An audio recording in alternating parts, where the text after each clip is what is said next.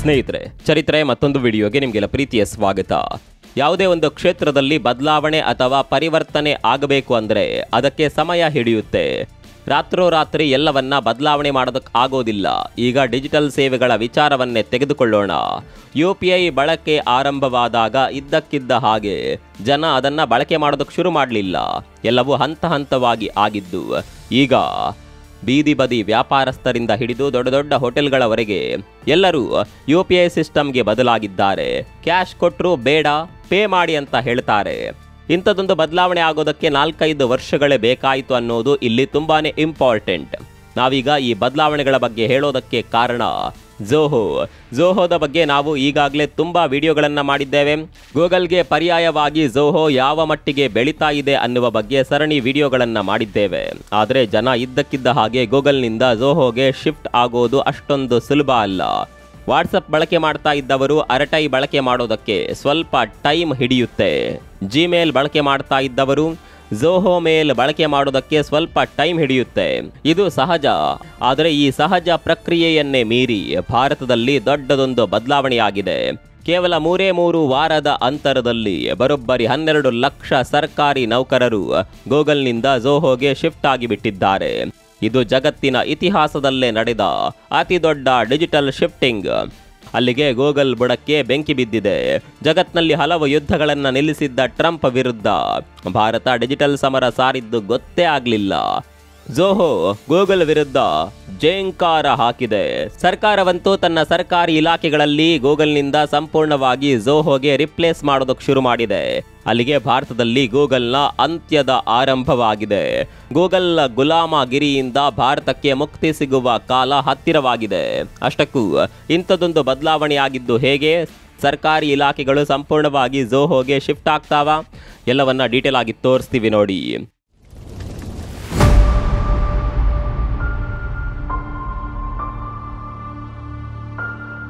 ಭಾರತದಲ್ಲಿ ಅಕ್ಷರಶಃ ಝೋಹೋ ಬಿರುಗಾಳಿ ಎದ್ದಿದೆ. ಇತಿಹಾಸದಲ್ಲೇ ಕಂಡು ಕೇಳರಿಯದ ರೀತಿಯಲ್ಲಿ ಡಿಜಿಟಲ್ ಶಿಫ್ಟಿಂಗ್ ಆಗ್ತಾ ಇದೆ. ವಾಟ್ಸಪ್ ಬಳಕೆ ಮಾಡ್ತಾ ಇದ್ದ ಜನ ಈಗ ಅರಟೈಗೆ ಶಿಫ್ಟ್ ಆಗಿದ್ದಾರೆ. ಅದೇ ರೀತಿ ಗೂಗಲ್ ಬಳಕೆ ಮಾಡ್ತಾ ಇದ್ದ ಜನ ಝೋಹೋಗೆ ಕಂಪ್ಲೀಟ್ ಆಗಿ ಶಿಫ್ಟ್ ಆಗ್ತಾ ಇದ್ದಾರೆ. ಗೂಗಲ್ ಯಾವೆಲ್ಲ ಸೇವೆಗಳನ್ನು ನೀಡುತ್ತೋ ಅದೆಲ್ಲ ಸೇವೆಗಳನ್ನು ಝೋಹೋ ಕೂಡ ನೀಡುತ್ತೆ. ಹೀಗಾಗಿ ನಮಗೆ ಗೂಗಲ್ ಸಹವಾಸವೇ ಬೇಡವೇ ಬೇಡ ಅಂತ, ನಮ್ಮದೇ ದೇಶದ ಝೋಹೋ ಸಾಕು ಅಂತ ಜನ ಝೋಹೋ ಬಳಕೆ ಮಾಡೋದನ್ನು ಶುರು ಮಾಡಿದ್ದಾರೆ. ಈಗ ಸರ್ಕಾರ ಕೂಡ ಈ ಬದಲಾವಣೆಗೆ ಎಂಟ್ರಿ ಕೊಟ್ಟಿದೆ. ಆರಂಭದಲ್ಲಿ ಮಂತ್ರಿಗಳು ಸೋಷಿಯಲ್ ಮೀಡಿಯಾದಲ್ಲಿ ಈ ಬಗ್ಗೆ ಪೋಸ್ಟ್ಗಳನ್ನು ಮಾಡಿದ್ದನ್ನು ನೀವು ನೋಡಿರಬಹುದು. ಅದರಲ್ಲೂ ಗೃಹ ಸಚಿವ ಅಮಿತ್ ಶಾ ತನ್ನ ಅಧಿಕೃತ ಮೇಲ್ ಖಾತೆಯನ್ನು ಜಿಮೇಲ್ನಿಂದ ಝೋಹೋ ಮೇಲ್ಗೆ ಬದಲಾವಣೆ ಮಾಡಿದ್ರು. ಈಗ ವೈಯಕ್ತಿಕವಾಗಿ ಮಾತ್ರವಲ್ಲ, ಸರ್ಕಾರಿ ನೌಕರರು ಹಾಗೂ ಇಲಾಖೆಗಳಲ್ಲಿ ಕೂಡ ಈ ಬದಲಾವಣೆಗಳು ಶುರುವಾಗಿದೆ. ಅದಕ್ಕೆ ಸಾಕ್ಷಿ ಅನ್ನುವಂತೆ ಬರೋಬ್ಬರಿ 12 ಲಕ್ಷ ಸರ್ಕಾರಿ ನೌಕರರು ತಮ್ಮ ಮೇಲ್ ಖಾತೆಯನ್ನು ಜಿಮೇಲ್ನಿಂದ ಝೋಹೋ ಮೇಲ್ಗೆ ಶಿಫ್ಟ್ ಮಾಡಿದ್ದಾರೆ. ನೀವು ಈ ವಿಡಿಯೋ ನೋಡ್ತಾ ಇರುವ ಸಂದರ್ಭದಲ್ಲಿ ಆ ಸಂಖ್ಯೆ ಮತ್ತಷ್ಟು ಹೆಚ್ಚಾಗಿರಬಹುದು. ಇದು ಮೊದಲ ಹಂತದ ಶಿಫ್ಟಿಂಗ್. ಇನ್ನು ಕೆಲವು ದಿನಗಳಲ್ಲಿ ಸಂಪೂರ್ಣವಾಗಿ ಕೇಂದ್ರ ಸರ್ಕಾರಿ ನೌಕರರು ಝೋಹೋಗೆ ಶಿಫ್ಟ್ ಆಗಲಿದ್ದಾರೆ ಅನ್ನುವ ಮಾಹಿತಿ ಇದೆ. ಯಾಕೆ ಈ ರೀತಿಯ ಬದಲಾವಣೆ ಆಗ್ತಾ ಇದೆ? ಭಾರತವನ್ನ ಈ ವಿಚಾರದಲ್ಲಿ ಕೆಣಕಿದ್ದು ಯಾರು ಅನ್ನೋದನ್ನ ಮತ್ತೆ ಬಿಡಿಸಿ ಹೇಳಬೇಕಾದ ಅಗತ್ಯ ಇಲ್ಲ ಅನ್ಸುತ್ತೆ. ಯಾವಾಗ ಅಮೆರಿಕ ಭಾರತದ ಮೇಲೆ ತೆರಿಗೆ ಸಮರ ಸಾರ್ತೋ ಅಲ್ಲಿಂದ ಈ ಬದಲಾವಣೆ ಆಗೋದಕ್ಕೆ ಶುರುವಾಗಿದೆ. ಯಾವುದೇ ವಿಚಾರದಲ್ಲಿ ನಾವು ಬೇರೆ ದೇಶಗಳನ್ನು ಅವಲಂಬಿಸಿಕೊಂಡು ಇರಬಾರ್ದು ಅನ್ನೋದು ಇದರ ಮೂಲ ಉದ್ದೇಶ. ಅದರಲ್ಲೂ ಅಮೆರಿಕಾದ ವಿಚಾರದಲ್ಲಿ ಸಂಪೂರ್ಣವಾಗಿ ದೂರ ಆಗಬೇಕು ಅನ್ನುವ ನಿಟ್ಟಿನಲ್ಲಿ ಅಮೆರಿಕ ನಿರ್ಮಿತ ಆ್ಯಪ್ಗಳಿಂದ ಭಾರತ ದೂರ ಸರಿಯೋದಕ್ಕೆ ನಿರ್ಧಾರ ಮಾಡಿದೆ. ಎಲ್ಲದಕ್ಕಿಂತ ಹೆಚ್ಚಾಗಿ ಜನರ ಮನಸ್ಸಿನಲ್ಲಿ ಕೂಡ ಅಮೆರಿಕಾಗೆ ಹೇಗಾದರೂ ಮಾಡಿ ತಿರುಗೇಟು ಕೊಡಲೇಬೇಕು ಅನ್ನುವ ಕಿಚ್ಚು ಇದೆ. ಇದೇ ಕಿಚ್ಚು ಈಗ ದೊಡ್ಡದೊಂದು ಬದಲಾವಣೆಗೆ ಕಾರಣವಾಗಿರೋದು. ಆತ್ಮನಿರ್ಭರ ಭಾರತಕ್ಕೆ ಈ ಬದಲಾವಣೆ ದೊಡ್ಡ ಮಟ್ಟದ ಬೂಸ್ಟ್ ಕೊಟ್ಟು ಬಿಟ್ಟಿದೆ.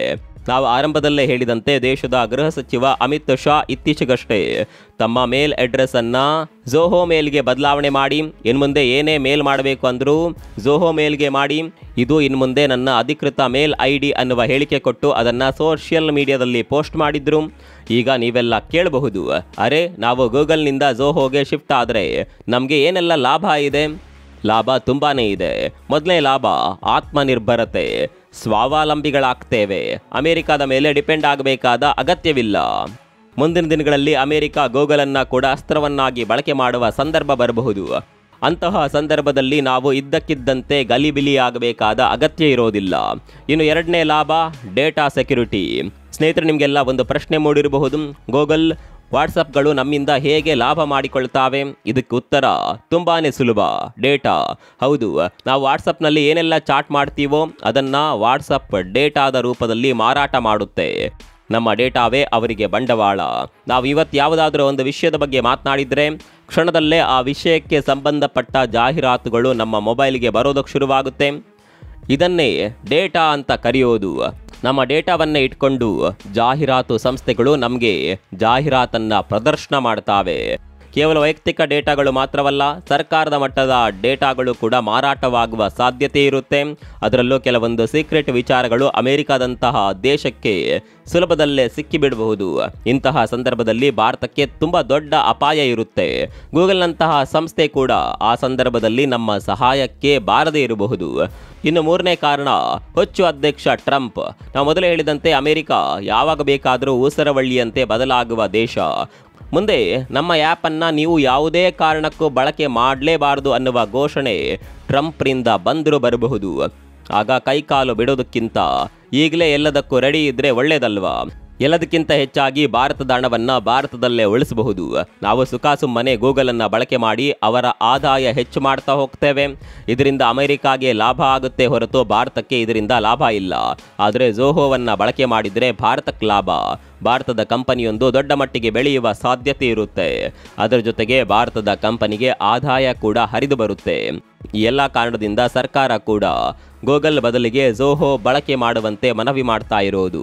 ಹಾಗಂತ ಇದ್ದಕ್ಕಿದ್ದ ಹಾಗೆ ಗೂಗಲ್ನಿಂದ ಝೋಹೋಗೆ ಶಿಫ್ಟ್ ಆಗೋದು ಅಷ್ಟು ಸುಲಭವಂತೂ ಖಂಡಿತವಾಗಿಯೂ ಅಲ್ಲ. ಇದೇ ಕಾರಣಕ್ಕಾಗಿ ಸರ್ಕಾರ ಮೊದಲು ತಮ್ಮ ಇಲಾಖೆಗಳಲ್ಲಿ ಝೋಹೋವನ್ನು ಇಂಪ್ಲಿಕೇಶನ್ ಮಾಡ್ತಾ ಇದೆ. ಸರ್ಕಾರವೇ ಬದಲಾವಣೆ ಮಾಡಿದರೆ ಕೊನೆಗೆ ನಾಗರಿಕರು ಅನಿವಾರ್ಯವಾಗಿ ಆದರೂ ಝೋಹೋಗೆ ಶಿಫ್ಟ್ ಆಗಬೇಕಾಗಿ ಬರುತ್ತೆ.